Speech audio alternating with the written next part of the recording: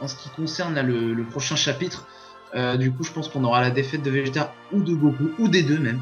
Peut-être même que les deux vont se faire absorber leur énergie vitale, tous les deux. Hein.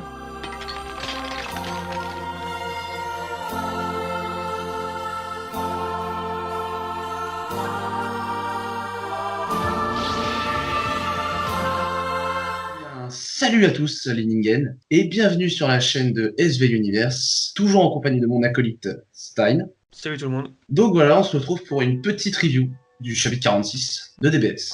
Eh bah déjà moi j'en ai pensé que c'était un excellent chapitre. Alors il y a quelques défauts quand même d'écriture dont on parlera plus tard. En tout cas le plaisir qu'on a quand on le lit c'est vraiment assez fou. Ça fait longtemps que c'est pas arrivé dans Dragon Ball Super. Sinon il y a aussi les dessins que j'ai adoré, notamment une planche que je mettrai après plus tard que vous verrez dans la vidéo, avec un certain Namek et Moro. Et voilà quoi, globalement DBS c'est bon quoi, là on y est, c'est bien lancé.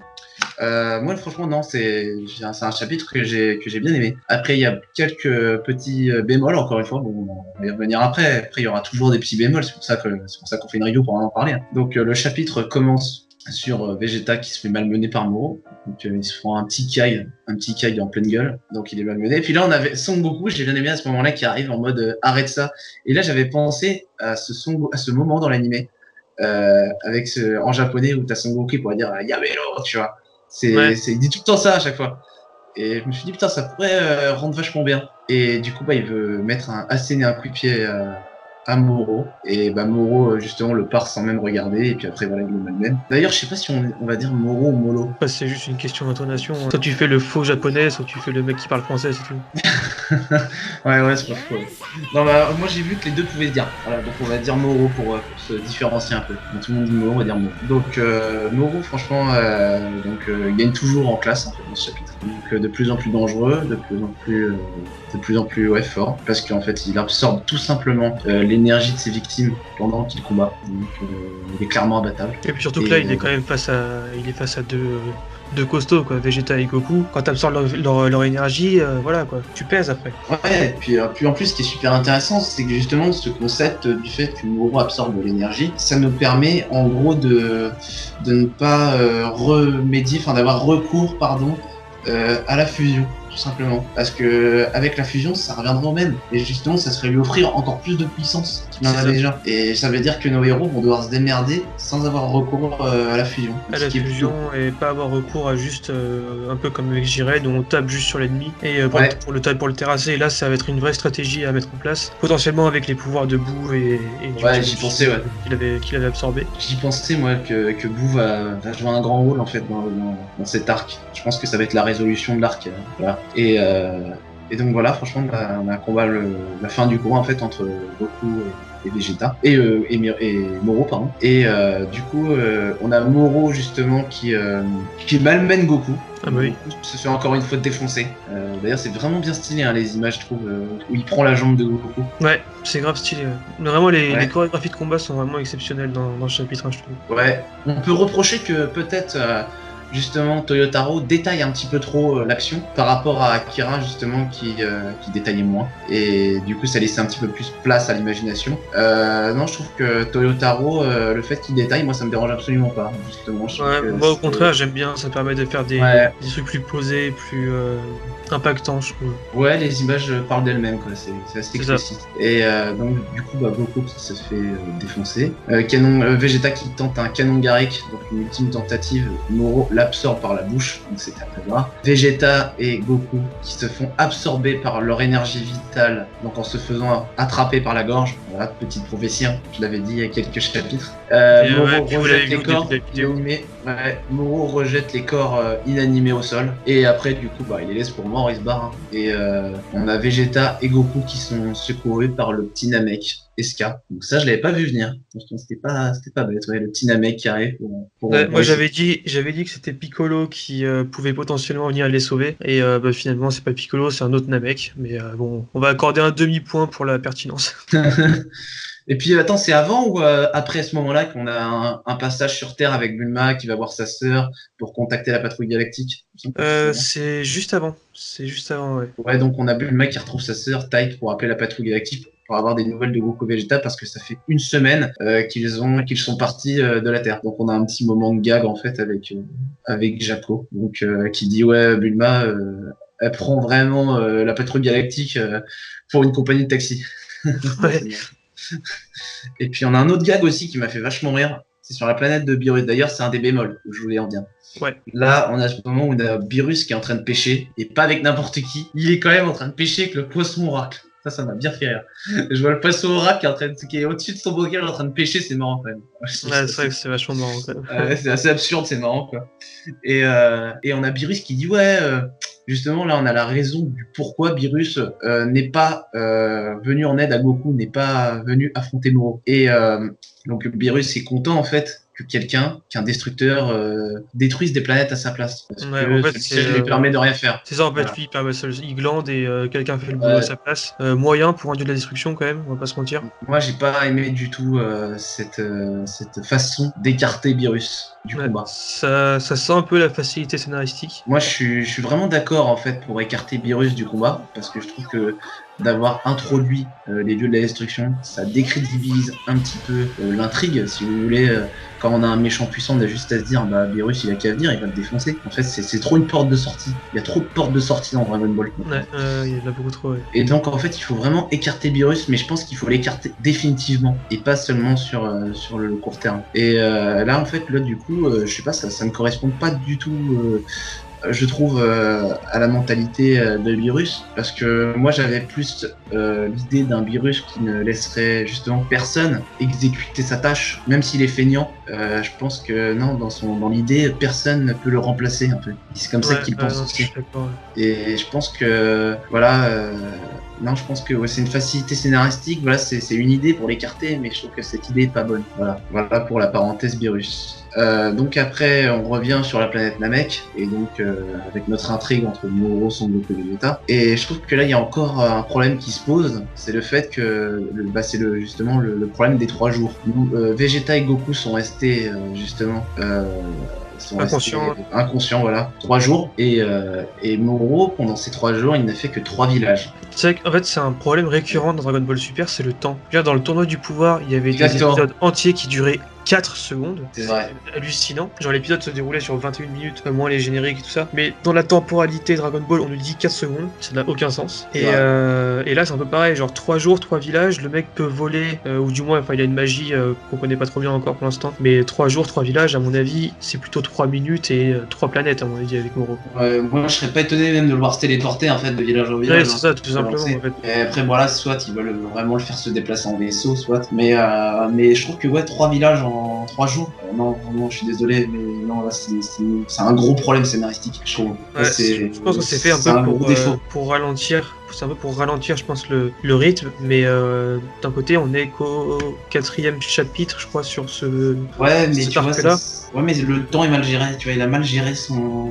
Tu vois, je sais pas, il gère mal son intrigue, tu vois. Rien que par ça, tu vois, il gère mal son intrigue. Ouais, parce que, non, Moro, il devrait déjà ne plus être sur Namek, en fait, les 3 jours. Ouais, il devrait déjà avoir fini sa collecte de Dragon Ball. Ouais, il devrait déjà avoir invoqué le dragon et tout, tu vois. Et au final, pourquoi est-ce qu'il veut les Dragon Ball? Parce que vu qu'il a absorbé l'énergie de Vegeta, en fait, il a retrouvé sa jeunesse, donc on ne sait pas pourquoi il veut les Dragon Ball maintenant. Non, au final, du coup, il veut pas redevenir jeune, hein. On s'était trompé, parce qu'on avait dit ouais, sûrement.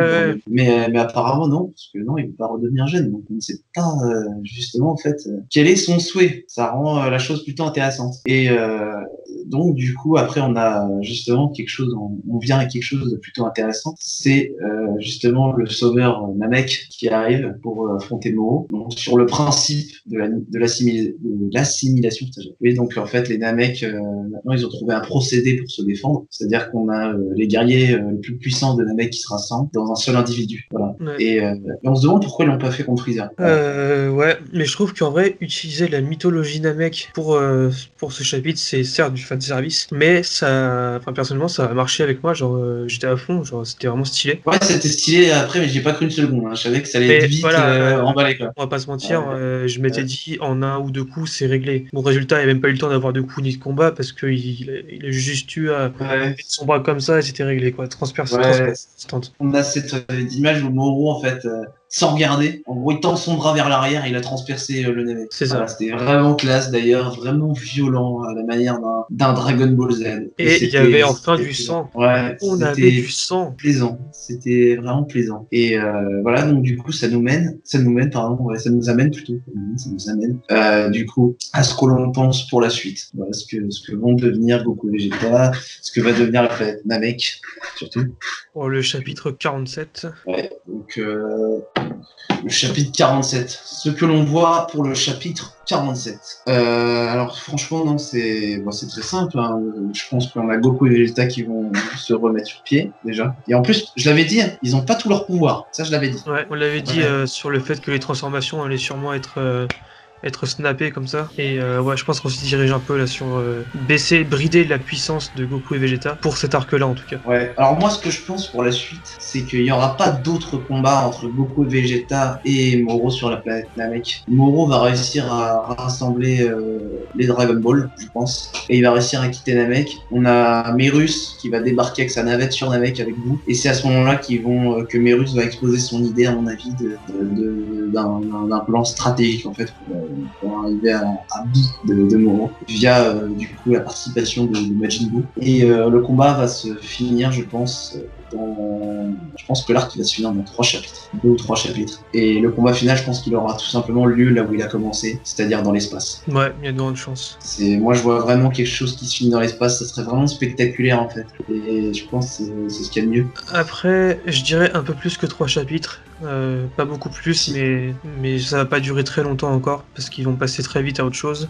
Sans oublier que la série animée va revenir dans pas longtemps, même s'il y a eu un démenti de la Toei. Ça change rien et vous avez la vidéo en description, hein, c'est la dernière vidéo qu'on a faite. Et je pense qu'on va vite arriver à un nouvel arc, ce qui permettra d'avoir une nouvelle hype sur des nouvelles histoires encore. Et en même temps, on pourra redécouvrir cet arc-là en animé à peu près au mois de juillet. Je dirais qu'il sera moins violent en animé, hein, ça c'est sûr et certain. On va le dire. Mais non, si, je pense que ça va se finir dans l'espace ce combat. Je vois bien un combat comme ça a commencé, tu vois. Sauf que là, ce serait pas le Kaioshin, ça serait Majin Buu à la place du Kaioshin. Ouais, c'est possible. À mon avis, c'est même possible qu'ils réutilisent les plans qu'on avait au début de l'arc. Ouais, justement, je pense à avec ce genre de plan. Mais tu remplaces les personnages en fait. Tu vois, je vois bien genre Moro sur un espèce de rocher en fait, et je le vois absorber mais les planètes limite en même temps. Genre absorber plusieurs planètes à la fois en fait, l'énergie de plusieurs planètes à la fois. Et de toute façon, moi je pense que justement le procédé qui va arriver à tuer Moro, à détruire Moro, je pense que ça va reposer sur justement sa manipulation de l'énergie. On va utiliser sa force contre lui en fait. En fait, ce qui est marrant, c'est que dans le symbole, son pouvoir à Moro, c'est un anti Genkidama. Donc, dans le symbole, ça serait intéressant que ce soit un truc dans le style Genkidama qui le batte. Pas forcément un Genkidama, mais un truc dans ce style-là. Ouais, c'est vrai. Mais quoi qu'il en soit, en tout cas, moi pour la suite, le combat, je le vois pas sur Namek, le prochain combat. Non, la fin sera dans l'espace, c'est sûr et certain. S'il y a une autre confrontation sur Namek, elle va pas durer longtemps. Et elle va pas. Et Goku et Vegeta vont en sortir indemnes par je ne sais quel procédé, parce qu'il y aurait aucun intérêt à ce qu'ils justement soient encore KO, alors qu'on les a déjà vus à l'agonie. Il y aurait aucun intérêt à refaire ça. Moi, je pense que la confrontation n'aura pas lieu sur Namek. Le chaos traditionnel du héros par le méchant d'un shonen classique. C'est bon, on l'a passé. Du coup, maintenant, on va passer à la prochaine confrontation, ou peut-être un tout petit peu d'entraînement avant, histoire de meubler le temps, en gros, entre guillemets.